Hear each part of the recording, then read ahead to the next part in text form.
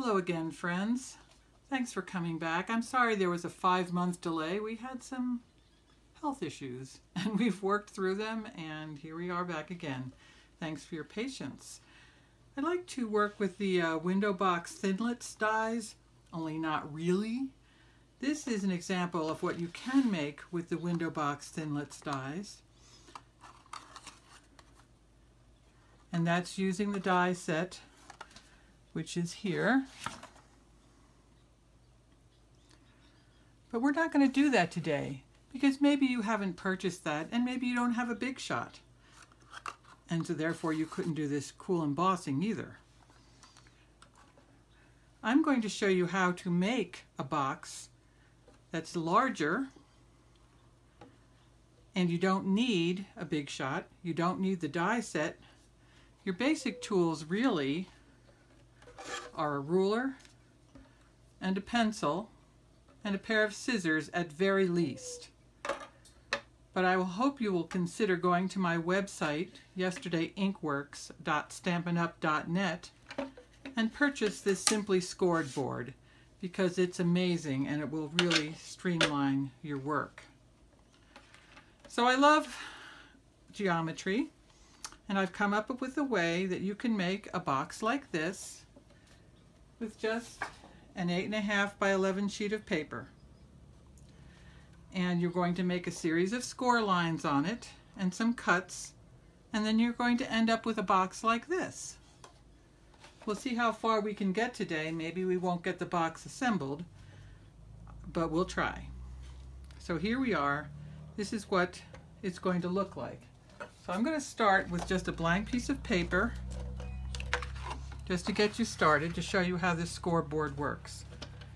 What you're going to do is you're going to make a 1/2 inch line around the entire piece of paper.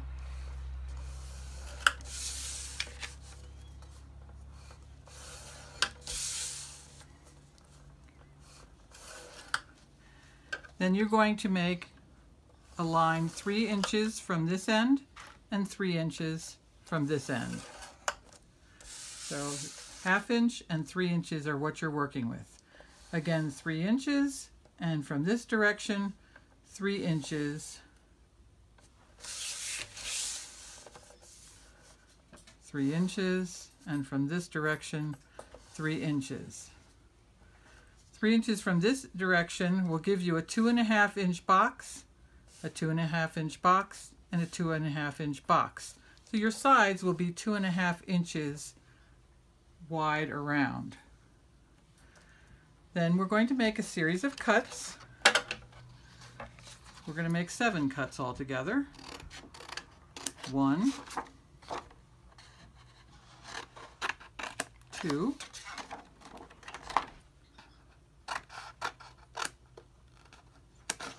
3, 4, make a little angle cut here, little angle cut here, 5 and 6. I'm going to flip this briefly to fold these, and our last cut will be right here. Now you recall that the outer edge pieces were 1/2 inch lines. So this is your first measuring tool, a 1/2 inch line. So I'm going to use a pencil for some of this, although I would just use my scoring tool just so you can see some of the lines. Normally I would just go like that and make a mark, but I'll make a pencil mark so that you can see it better. And same here. I would just normally just do the scoring tool. Okay, so there we have our first thing.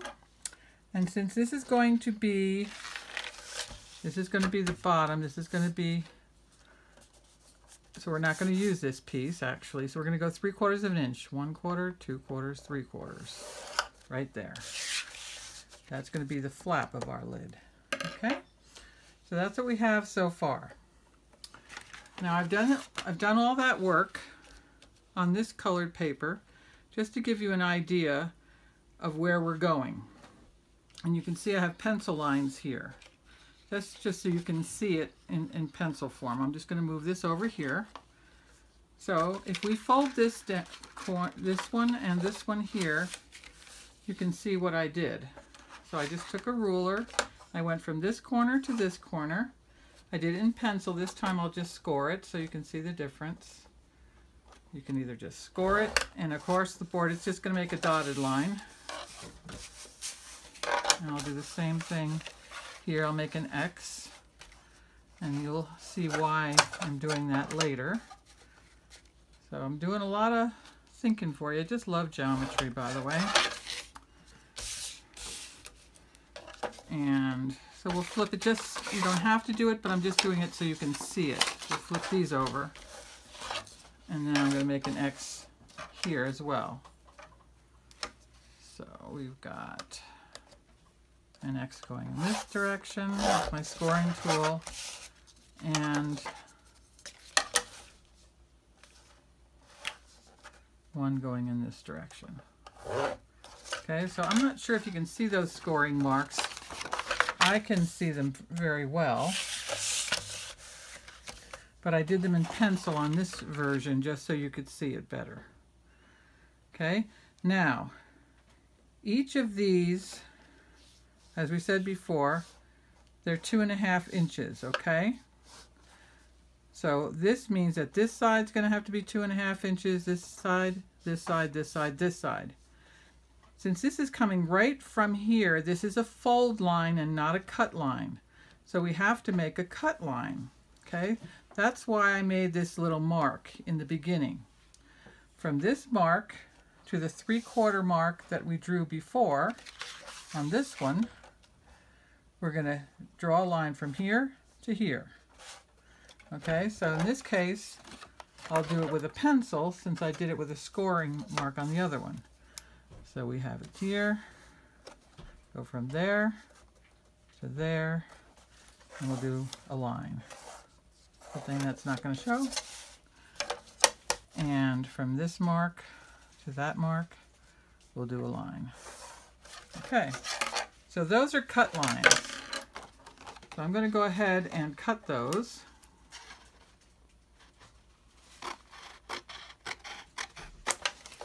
And what I'm giving you is your next tool. You had that one tool that we cut off the bottom, which was a 1/2 inch mark. And now we have these triangles. These are going to be important because they contain the angle of the hexagon. This here is a 60-degree angle, okay? And this angle would be 2 of these together, which would be 120 degrees. Okay, so you have in these 2 triangles that you cut the ability to make a hexagon, and there you go. So now we need to continue along, and I've already made the dotted line before, so I'm just going to take this here and I'm going to go the 2.5 inches because remember that's 2.5 inches. So we have this measuring tool. Just going to make a little line like that. And we'll do the same thing over here, 2.5 inches from this corner as far as it'll go. And we'll make another line here. So now we have the folding line, but we don't have the interior folding line here. Okay, this is going to be a cut line unlike before. So one thing we could do is find that angle again. There's one, there's the other, put them together and we get 120. And we'll move this right from here and we'll go like this. Rotate it. This one's here, this one's here. So now we've got our next line.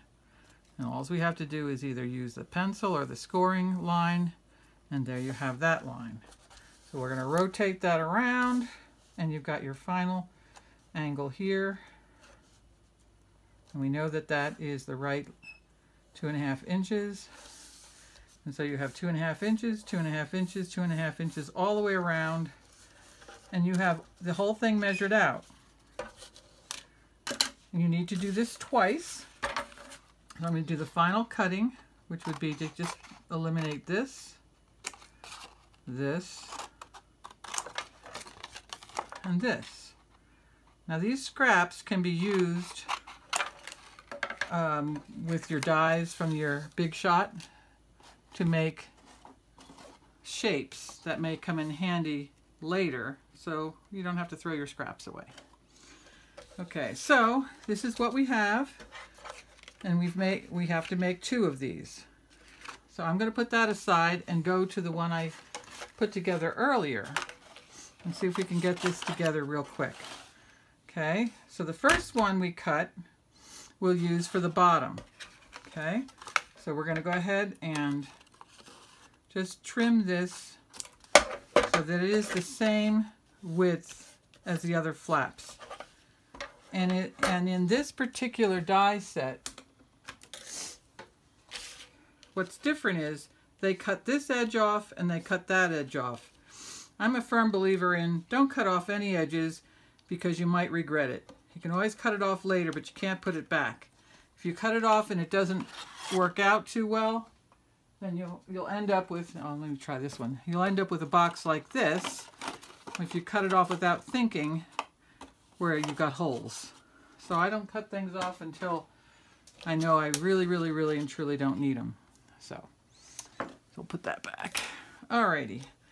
Now, so I put tape on this flap, this flap, this flap, and on these 2 flaps. Okay, because this is going to be my base. I'll go ahead and remove this one. Now this is the tear tape that Stampin' Up makes.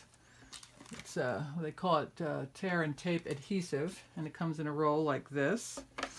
So I just tore that, and so if we fold that like this, we got the beginning of our base. And you can always come back and do regular adhesive if it starts to fall apart, but it's just easier to assemble if you use the tear tape. So we have the first part of our box put together. Now at this point, I would like to fold these flaps in, and I want to make sure that I clip the corners like that, and then fold this piece in and just get rid of that little extra corner. And I've already done it on that side.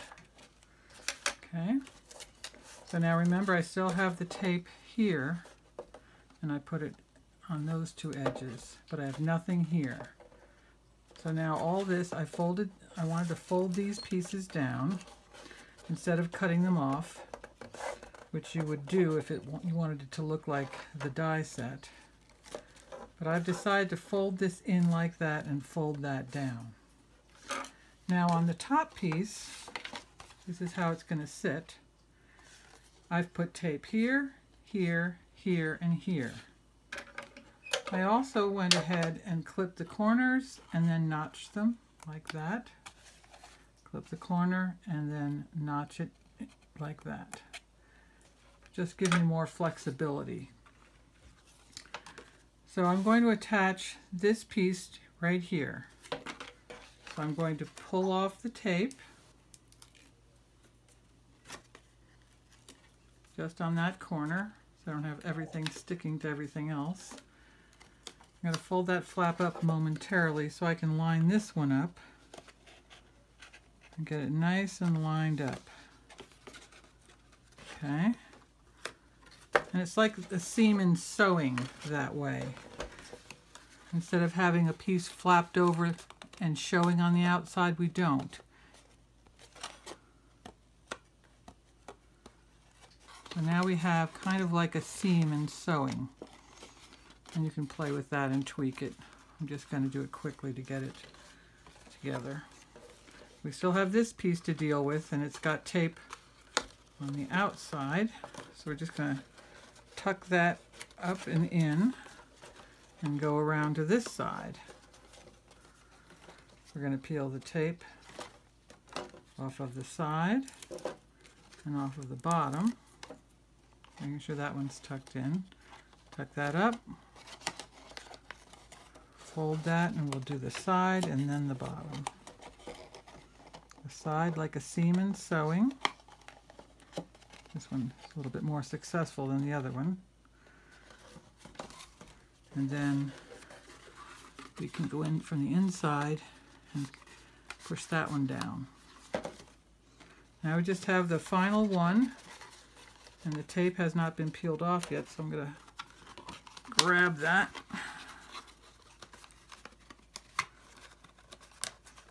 I kind of tried to pre-peel it so I wouldn't have to wrestle with it. There we go. Then that final edge gets taped. All right. So now you have your box assembled. Like I said, I'll have to play with that one. And this, you still have these flaps. This might be a good time to maybe cut some superfluous,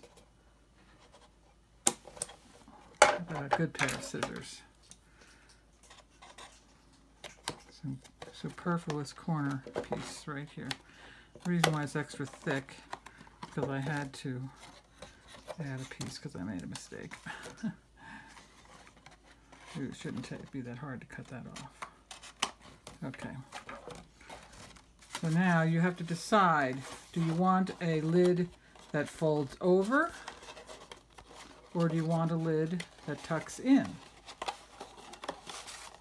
Like that. Or do you also want to cut these off and just leave this? Now I notched each of these edges like you do when quilting, and I have decided I like this to be straight like that, because no matter what I decide to do, I just kind of like that straight closure there. I can still have a folded over edge here and here, or I can choose to tuck them all in, or I can choose to cut these off. It's really what you decide. So I'm not going to make a decision right now. I'm just going to let you know that you can be flexible. I'm going to bring back some of my samples. This is the hat box style where you make it like a lid, and then you can glue the corners down. And then I chose to put a little die cut butterfly there as a decoration. This closure is more like the window box closure, and I even decided to make a cereal box. You know, let's not waste our empty cereal boxes. Let's make a fun little treat for a kid to put his snacks in. And in a future video, we'll use the die set and create that. And I've seen pyramids on YouTube, and here's one where you could have two different styles. So that's our video for today. Thank you for coming. My name is Sarah, and my website is yesterdayinkworks.stampinup.net. Thank you so much for coming, and we'll see you next time. Bye.